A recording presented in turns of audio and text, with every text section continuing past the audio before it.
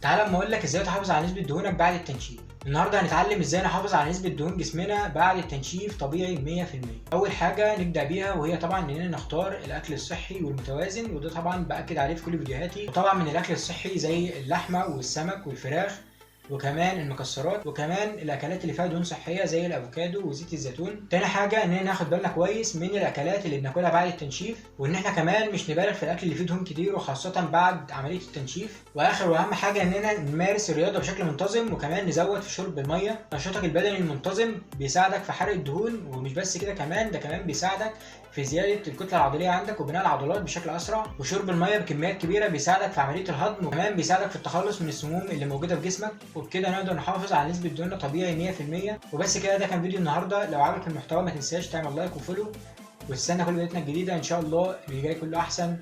بس كده ابدا رحلتك معايا للحفاظ على شكل جسمك وصحتك، وعشان اقدر اوصلك لاحسن نسخه من نفسك.